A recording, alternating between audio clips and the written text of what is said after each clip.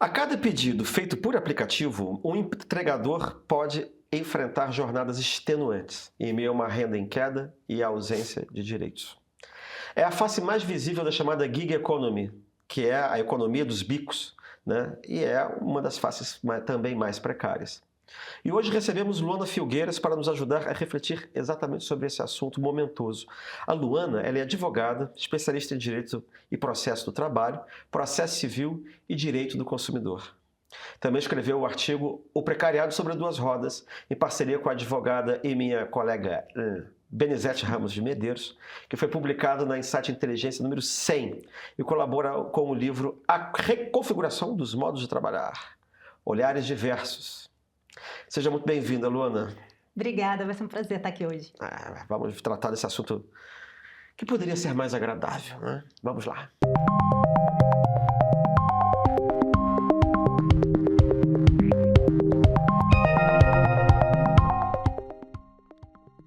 A gig economy, mais conhecida como economia de bicos, isso, sujeito que vive de bico.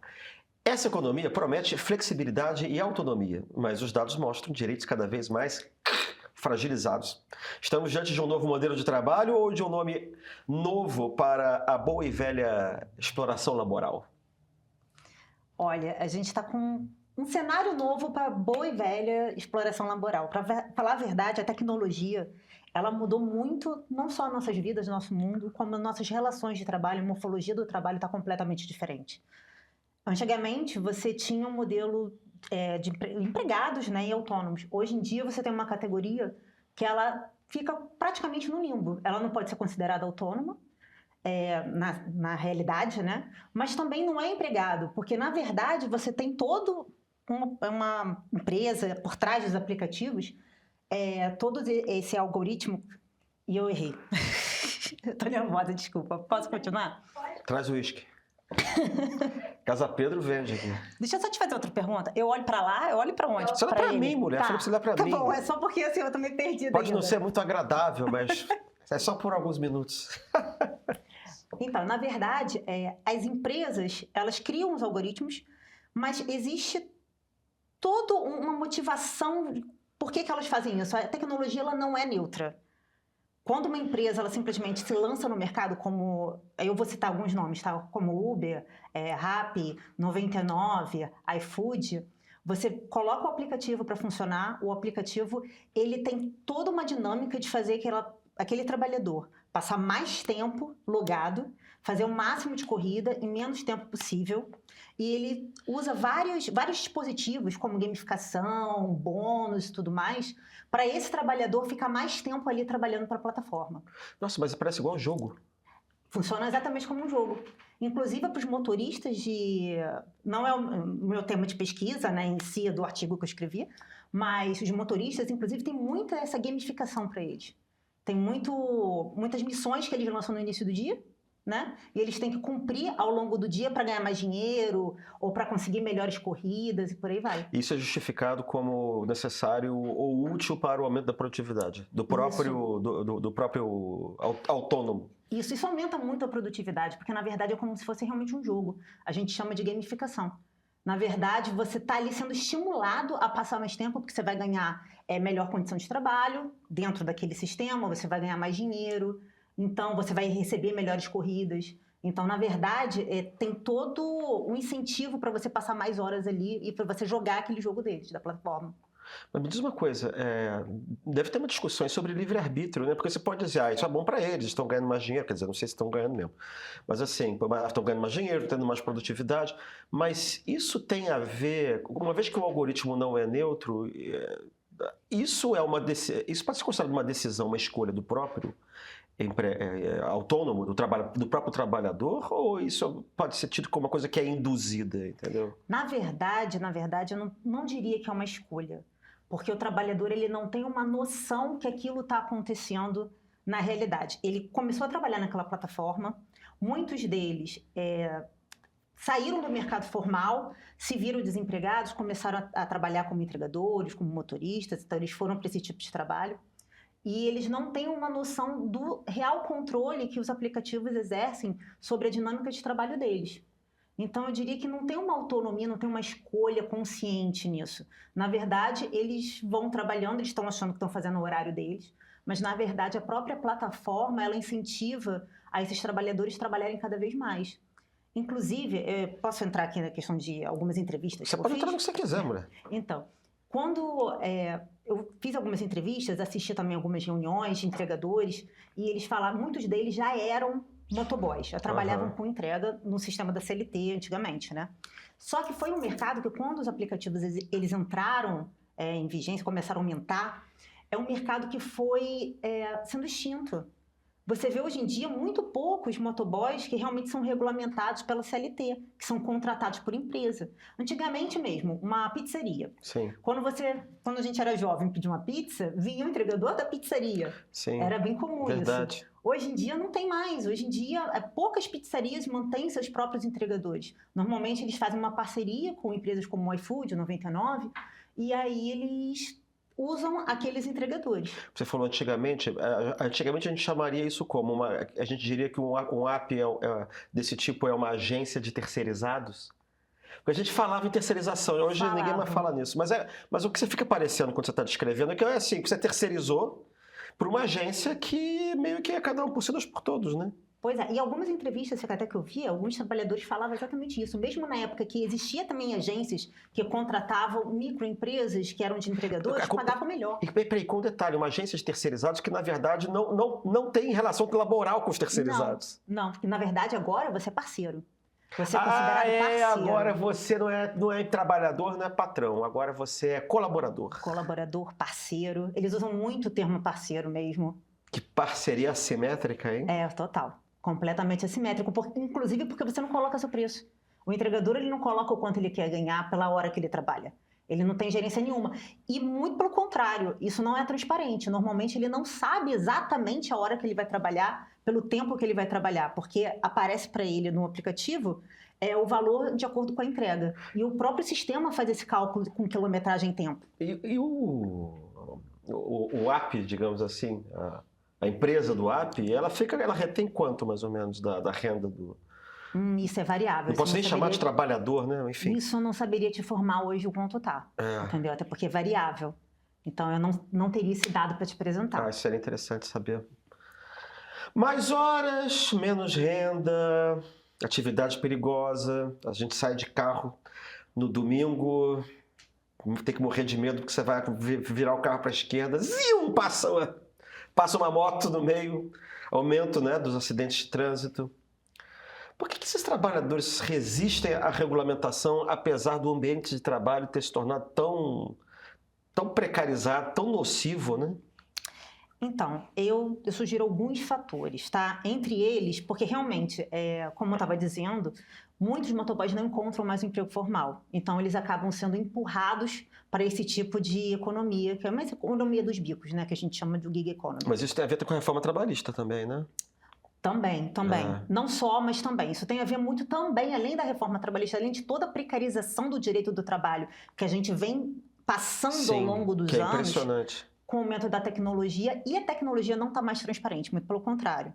Tá? Hoje em dia, a gente não sabe como o algoritmo funciona. A gente não sabe exatamente quais as diretrizes, isso não é transparente, isso não é cristalino. Nem o governo tem esses dados de uma forma tão cristalina, tanto que a gente está discutindo agora essa questão do mundo virtual, os limites que a gente vai colocar ou não, que é outro tema, mas também tem a ver.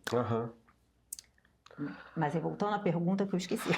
Não, a gente estava falando por que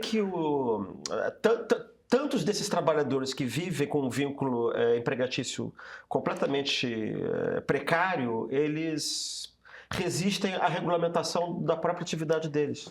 Voltando. Então, muitos deles não têm mais campo de trabalho para ser um CLT e muitos já faziam essa atividade, é o que eles sabem fazer e continuam agora no sistema dos aplicativos, né?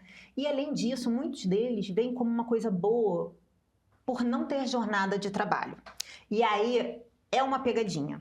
Não tem patrão. Não tem patrão. Não existe patrão, de fato, uma pessoa que contrate ele, que vai dar aquela ordem direta no início do dia das atividades que ele vai ter que fazer ou quantas entregas ele vai ter que fazer. E nem de que horas a que horas ele vai ter que trabalhar. Só que, na verdade, quando você faz um levantamento de dados, você vê que a maior parte desses trabalhadores, eles trabalham muito mais do que 44 horas, que seria uma jornada que a gente ainda tem para quem é CLT. Então, é muito comum você ver pessoas que trabalham 6, 7 dias por semana, muitas vezes sem tirar folga nenhuma, e que, inclusive, trabalham 12, 14 horas. Eu entrevistei alguns entregadores que chegam a trabalhar 14 horas por dia. É muito tempo. E se ficar doente, se tiver um acidente, se tiver qualquer problema, essa pessoa para e essa pessoa não ganha. Porque ela não ganha nem o tempo de espera que ela está ali aguardando no restaurante para poder pegar a mercadoria. Ela só recebe efetivamente o tempo que ela está no trânsito para poder fazer a entrega. E se ela sofre um acidente de trabalho? Aí vem um outro problema. Ou não tem acidente de trabalho? É um acidente pessoal intransferível. Então, não é acidente de trabalho, porque normalmente porque não tem relação de trabalho. Não tem relação de trabalho. E boa parte desses entregadores não contribui para a Previdência. Então, o que você vê na prática? Que essa pessoa fica parada, completamente sem renda. Eu cheguei a ver algumas entrevistas mesmo, de reuniões de entregadores em São Paulo, que teve entregador que passou mais de mês, que quebrou perna, teve a moto destruída, então teve que parar o serviço durante meses, mesmo depois de voltar, né, a andar, tirar o gesso e tal, teve que fazer o conserto da moto, conseguir dinheiro emprestado e por aí vai.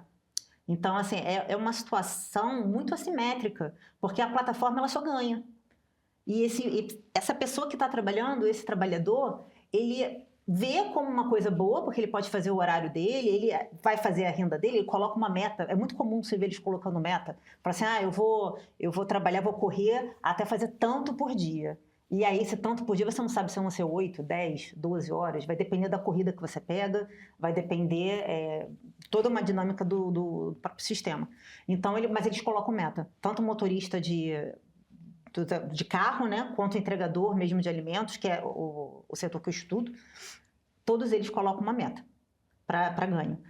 Só que nem ele sabe quanto vai ser, porque não é ele que faz o cálculo. Claro. Por que a narrativa do empreendedorismo, né? A gente está falando disso no fundo, né? Tem tanto apelo para esses trabalhadores, porque eles acreditam, ele tem a liberdade de montar, né, o horário deles. Mas do ponto de vista ideológico, eles acham o quê? Eles acham que eles vão ficar ricos? Eles acham que... Ou simplesmente a ideia de não ter patrão? O que é? Olha, muitos deles gostam muito da ideia de não ter patrão. Vamos ser honestos também. Todo mundo gostaria de não ter patrão, né? Todo mundo gostaria de ser patrão. Seria muito bom. Isso. Mas, na realidade, isso tem muitas implicações também. E é muito difícil, porque a plataforma ela vende uma ideia que eles são colaboradores, que eles são parceiros. Então, existe toda uma dinâmica desse tipo de tecnologia de captura. A gente chama de captura da subjetividade do trabalhador. Ou seja, eles se veem realmente como empreendedores. Eles acham que aquela situação para ele é mais confortável, economicamente favorável. Mas eles não param para pensar como vai ser isso a longo prazo. Se tiver um acidente, se ficar doente, como que vai aposentar, Christian? Pensa, a maioria não recolhe. Mas aí eles teriam que recolher, né? Teria que recolher. Voluntariamente. Aí é um custo que você teria que tirar do bolso deles. Mas muitos deles nem pensam nisso, porque não existe... A gente não tem uma educação a se preparar a longo prazo, para se planejar para a velhice. Infelizmente, é uma coisa que não atinge todas as camadas, não são todos os trabalhadores que eles têm esse pensamento, né, de pensar no futuro quando tiver idoso. E hoje em dia é um problema que a gente está vendo agora, a gente ainda não chegou na época de aposentadoria dessas pessoas, mas quem estuda o setor é uma preocupação real de como essas pessoas vão se aposentar. Porque até mesmo vai chegar um momento em que vai ser difícil trabalhar. No caso dos entregadores de bicicleta, a bicicleta exige muito do físico. Quando eu escrevi minha dissertação, eu fiz entrevista com entregadores de motocicleta e de bicicleta. O que eu me deparei? Que, inclusive, tinham muitos entregadores de bicicleta que eram mais jovens e de motocicleta mais velhos. Não só por questão também da habilitação, né? Mas também porque o veículo da bicicleta é muito mais barato para conseguir. Então, muitos deles, quando entravam no ramo do trabalho, já começava com a bicicleta e mais futuramente passava por uma carteira de habilitação. Agora, uma coisa também interessante... E depois passa para o Uber. Depois, Pro Uber de automóvel, né? Agora, uma curiosidade. Eu descobri muito menor de idade. Ah, é? Muito menor de idade. Quer dizer, nem regulamentação para isso tem. Não tem nada, não existe. O pior que tem. Existe regulamentação para menor que anda de bicicleta? Você não pode entregar. A própria plataforma, ela tem um termo de adesão, que é só de 18 anos ou mais. Só que muitos deles, o que fazem? Usam um cadastro de parente. Então, eu descobri, eu agora não lembro exatamente os dados, mas se eu não me engano foram 36,1% a 38,1%, era menor de idade. E você não sabe se ele está deixando de ir à escola? Então, os entrevistados falavam que iam, mas boa parte deles não tinham nem ensino fundamental completo. Então, são pessoas que deixaram de estudar, são pessoas que chegam com 14 horas de trabalho, pensa, você vai chegar em casa, você ainda vai estudar? Você vai se preparar para o vestibular? Eu acho muito difícil, realmente, essa pessoa... E você compromete o futuro inteirinho. Inteirinho. Se você não estudar, se você não terminar o colégio e, sobretudo, se você não fizer um curso superior. Isso dificulta muito a mobilidade social. Você fica estagnado e depois você vai ficar velho e ninguém não vai mais arranjar emprego, não vai poder mais exercer esse tipo de emprego, você não vai ter mais físico, não vai ter mais disposição. E você não vai ter uma educação que te proporcione ter um emprego melhor, almejar alguma coisa melhor. Você vai ter perdido muito tempo sem uma contribuição previdenciária, você vai ter perdido muito tempo que não vai contar para a aposentadoria, você vai ter perdido muito tempo que você deveria estar se qualificando e não está. Infelizmente, porque não tem essa visão de futuro.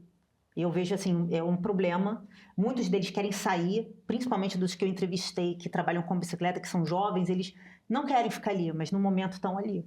Agora, os de moto, tem muitos que gostam da atividade, que vieram desde a época que eram motoboys, eles gostam de estar ali, eles gostam de trabalhar na moto e tudo mais, mas existe toda essa dificuldade de compreensão do que vai ser a longo prazo. O IPEA mostra que entre 2015 e 2021, o número de entregadores de plataformas cresceu 6 vezes, enquanto a renda caiu 27%.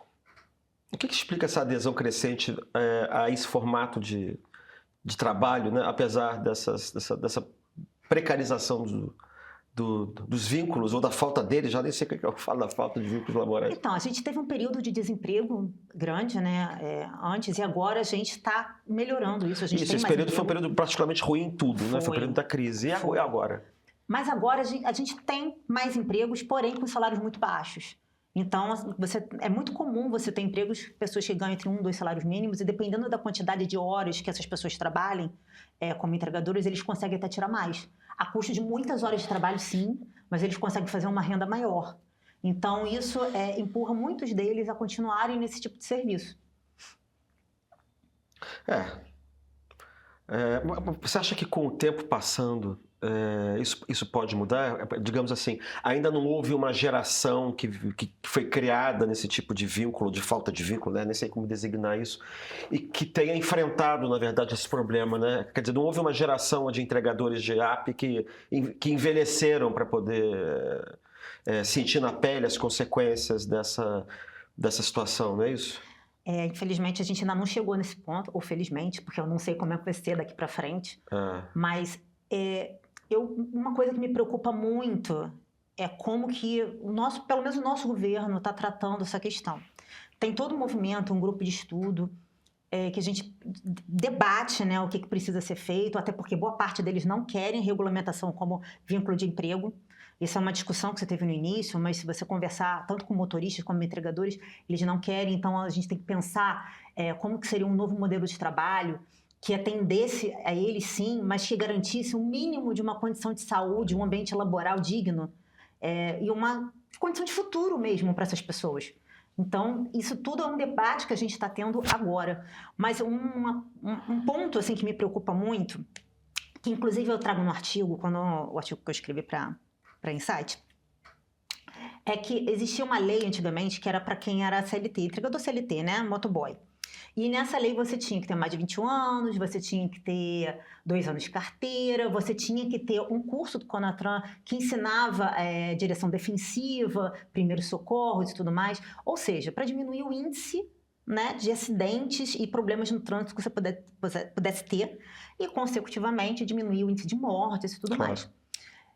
O que a gente vê hoje em dia? Saiu agora, em maio, uma medida provisória do governo, né, do ministro de Transportes, ele simplesmente vindo e acabando com algumas exigências dessa lei, dizendo que, como os aplicativos não cobravam isso de quem trabalhava como autônomo para os aplicativos, não teria por que quem trabalha como motoboy CLT ter que cumprir essa exigência, porque teria que equiparar. Mas agora pensa. Mas O que uma coisa tem a ver com a outra do ponto de vista jurídico? Se cada fulano tem vínculo, o outro não tem, são situações completamente diferentes. Ele vem falando que é para trazer uma competitividade. Mas aí, pensa só, eu fico pensando assim, ainda estou elaborando essas ideias e tal.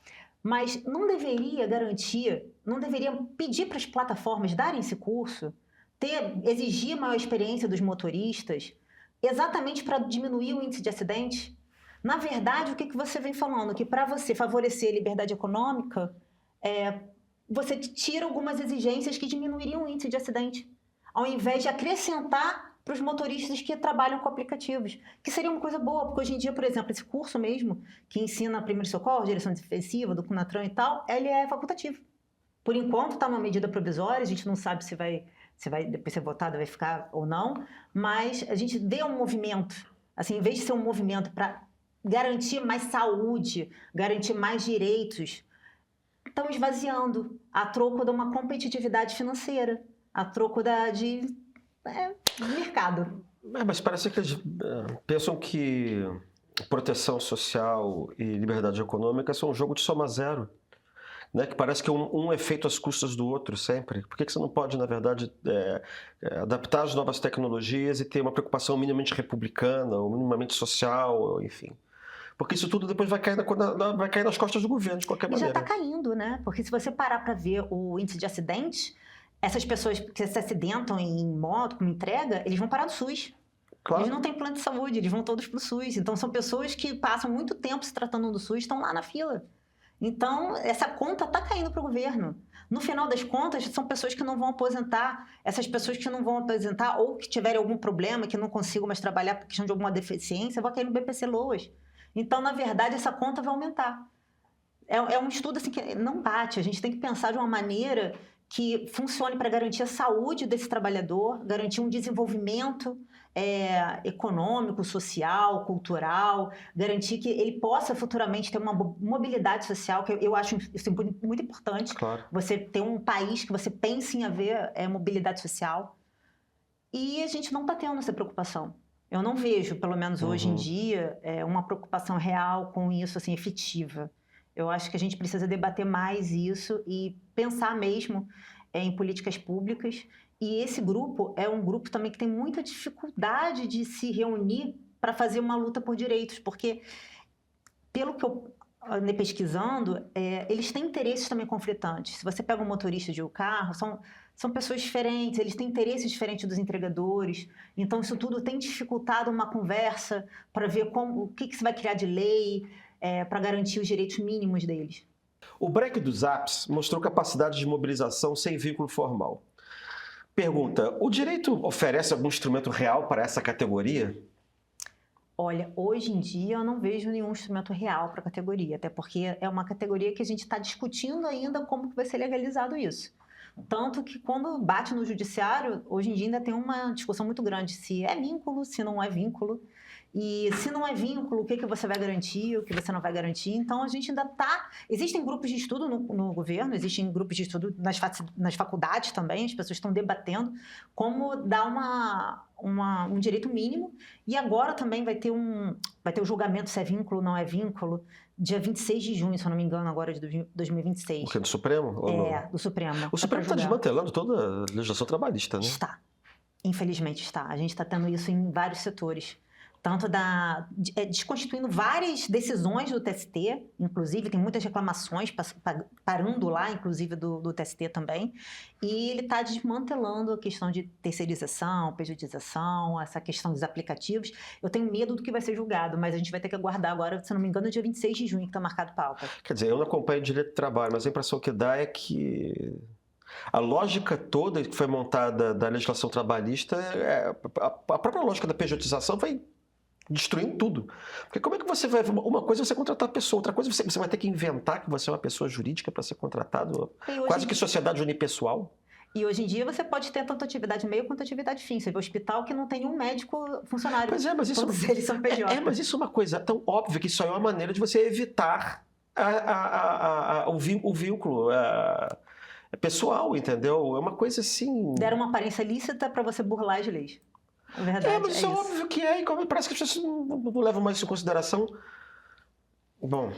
E Não tudo tô aqui pra- favorece a livre iniciativa, né, que eles chamam, a liberdade econômica. Mas isso é uma... Isso é ardil, né? Isso aí é um engodo, porque na verdade todo mundo sabe que isso é inventado para você burlar a lógica da lei. E você deixa o negócio rolar como se houvesse uma interpretação, como se houvesse um consenso implícito por parte dos próprios formuladores de jurisprudência de que aquele tipo de relação que foi criada na década de 40 não funciona mais, então você pode legalizar aquilo que não faz nenhum sentido do ponto de vista teórico. Porque a pessoa jurídica é uma coisa, a pessoa natural é outra coisa. Não, o empregado, o vínculo empregatício é com a pessoa natural. Do empregado, empregador. A pessoa jurídica era uma empresa. Você, quando cria uma PJ, você está dizendo que a pessoa virou uma empresa simplesmente para você não pagar encargos trabalhostas, entendeu? E o pior, uma pessoa que continuou trabalhando exatamente como o funcionário trabalhava antes. Exato. Com hora para entrada, com hora para saída, com todos os comandos sendo passados pelo gestor que está no local.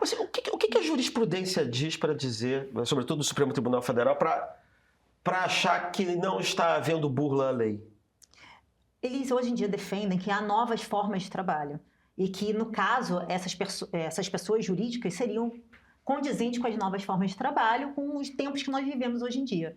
Só que se você parar para pensar no caso a caso, você vê muito caso que é exatamente o que era antes da pessoa ser contratada com hora de entrada, com hora de saída, sem ter gestão nenhuma. Na verdade, não é uma empresa. Muitos empregadores, eles mandam, inclusive, essa pessoa física abrir um CNPJ, uma pessoa jurídica, para poder trabalhar. Então, o que você vê hoje em dia? Que você pode ter pessoa jurídica para atividade meio, atividade fim, você vê escola que não tem um professor contratado, você vê hospital que não tem um médico, você vê simplesmente atividade fim daquele local que não existe empregado nenhum. Sim, mas o sujeito que está julgando, ele está vendo e ele sabe que aquilo ali é uma maneira de burlar a legislação trabalhista. Mas tem muito interesse econômico envolvido. Sim, mas os próprios magistrados comprarem esse negócio é que me parece estranho, porque isso aí é a destruição dos fundamentos da legislação trabalhista. Essa é a grande briga do TST com o STF hoje em dia. Hoje em dia, se você pegar as decisões do TST e do STF, você vai ver que tem um embate muito grande. Tem alguém no STF que ainda segura isso? O que é? Fachin, mais um ou outro? Não, isso eu não saberia te falar. Eu teria que pegar as decisões para poder fazer um levantamento.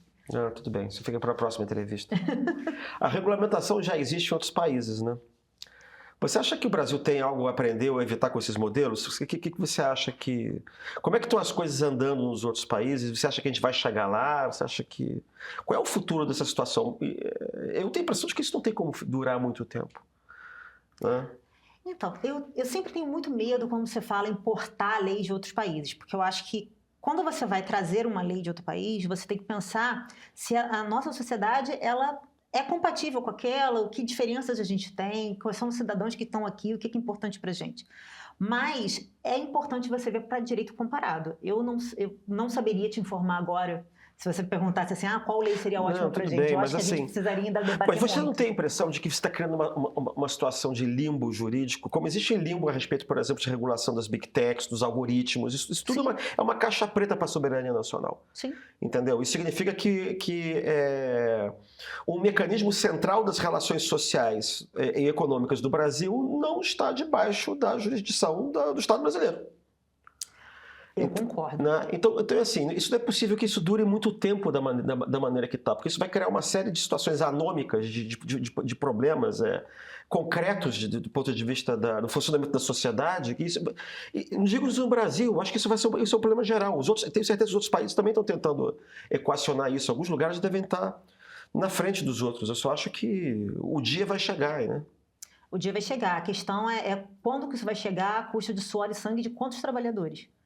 Porque até esse dia chegar, até a gente conseguir debater isso, muita gente está aí trabalhando muitas horas, muitos dias, sem folga. A gente está falando agora de escala 6x1 para quem é CLT, mas esse pessoal que trabalha com o aplicativo, muitas vezes trabalha 7x0. Você acha que a tendência, no fim das contas, conhecendo o Brasil como ele é, pelo menos no primeiro momento, a solução não vai ser aquela solução acochambrativa de vamos colocar tudo na conta da viúva? Alguma hora vai dizer assim, olha, todo mundo que não contribuiu, etc e tal, que é autônomo desse tipo, vai ter direito a um salário mínimo de aposentadoria. Vão inventar alguma coisa assim, não vão não, entendeu? Uma renda mínima ali para o sujeito. Renda mínima eu acho difícil. É uma discussão até que se quer, hoje em dia, ter uma renda mínima para muitas categorias, mas eu acho muito difícil no Brasil, ainda mais hoje. A gente teria que ter Mas tem gente que fala de renda mínima assim, a inteligência artificial vai criar um buraco de desemprego generalizado. Aí no futuro você vai ter que ter assim, vamos imaginar, vão trabalhar, você vai ter 50% de índice daqui a, sei lá, 30 anos, 50% de índice de desemprego. Aí que sociedade é essa? É a sociedade que você vai ter que taxar as big techs, sei lá, em 50%. Né? E aí você vai pagar renda mínima para todos os desempregados, você vai tipo uma renda mínima de 5 mil reais. Aí eu pergunto assim, tá, e o pessoal vai fazer o quê? Eles vão ficar em casa, jogando videogame, vendo filme pornográfico. O que vão ficar fazendo, entendeu? Então, pegando toda essa questão não só da Big Tech, mudança de tecnologia, os aplicativos e tudo mais, eu acho que a gente vai ter um problema até mais sério que isso. Porque a longo prazo, o que você vai ter agora com a inteligência artificial, com o desenvolvimento da tecnologia? Mais empregos para quem é qualificado.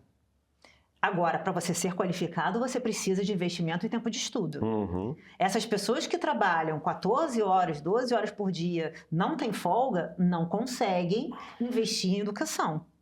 Muitas vezes não tem nem noção que elas precisam investir em educação a longo prazo.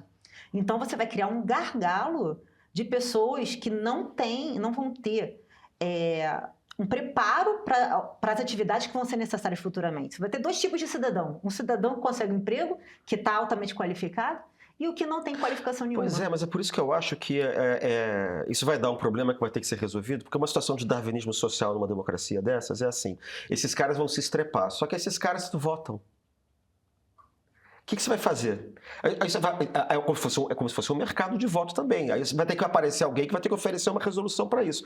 Nessa primeira geração, você pode vender que eles vão se dar bem, mas quando começar a se dar mal...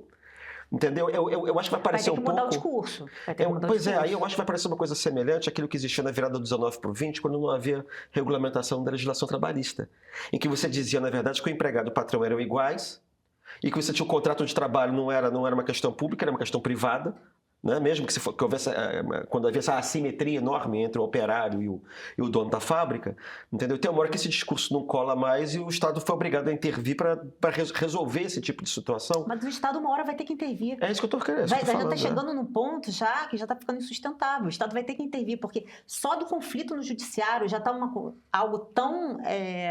estranho mesmo, porque você está tendo tudo batendo no judiciário. No momento que você não tem nada que regule, tudo vai para o judiciário. Então, hoje em dia, o judiciário fica abarrotado de ações, pessoas querendo vínculo, decisões que dão vínculo, decisões que não dão vínculo. O STJ entende que seria Mas essa mudança que você estava comentando da pejotização, isso não foi feito via lei, né? Isso foi feito via jurisprudência. Via jurisprudência. Mas isso é complicadíssimo também. Também. Né? Quer dizer, pode ser muito cômodo para o governo não se meter nisso, mas isso vai parar no judiciário. Mas alguma hora o executivo vai ter que voltar. E aí a gente vai criando os temas vão sendo vinculantes, e aí quem não julga de acordo com os temas está descumprindo a norma, e aí você tem toda uma questão social e também jurídica, né? Porque tudo deságua no meio do judiciário. Não, e também administrativa, porque haja corregedoria, né? Outro dia eu li uma coisa do Supremo Tribunal Federal que cai em cima do juízo do TST, ou, enfim, dos desembargadores federais. Tem muita reclamação agora batendo no STF e de acordo com contra os ministros de decisões do TST.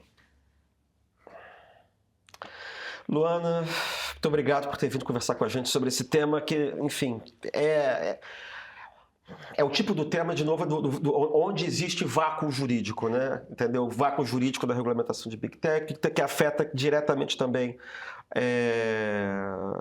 a relação no mundo do trabalho, e a gente está contando o tempo para uma bomba que vai estourar mais cedo ou mais tarde. Né? Hoje a gente tem mais perguntas que respostas, mas eu acho importante a gente debater. Saber quem são essas pessoas, quem são esses trabalhadores, colocar luz, colocar foco neles. Até para a gente ter uma ideia clara de como o problema de fato se desenrola, a gente poder formular um diagnóstico, porque sem um diagnóstico também a gente não consegue elaborar uma saída, né? A gente não consegue elaborar soluções. Se você gostou dessa conversa, não deixe de ler o artigo O Precariado sobre Duas Rodas, que está completo, disponível gratuitamente no acervo digital da revista e que serviu de fundamento a essa entrevista. Para acompanhar debates tão profundos como este, eu convido você a ir ao site, conhecer outros conteúdos publicados na Insight Inteligência e, naturalmente, os planos de assinatura da revista também. Siga as redes sociais da Insight Inteligência do Canal Meio para não perder nenhum lançamento e nenhuma novidade. Até o próximo Diálogos. Está no ar a rodada de julho da pesquisa Meio Ideia. É a nossa pesquisa eleitoral independente, registrada no TSE, que chega em primeira mão para os nossos assinantes premium. Esse mês, o levantamento responde se o racha com Michele enfraqueceu a pré-candidatura de Flávio Bolsonaro, se o caso Jacques Wagner e Banco Master mexeu na reeleição de Lula e, no meio disso tudo, como anda a polarização no Brasil. E agora tem mais. A gente criou uma plataforma interativa para os assinantes premium explorarem os dados da pesquisa como quiserem, de forma interativa. Não é só ler a pesquisa, é investigar o cenário político por conta própria, com a qualidade de informação que você já conhece do meio. Assine o Premium.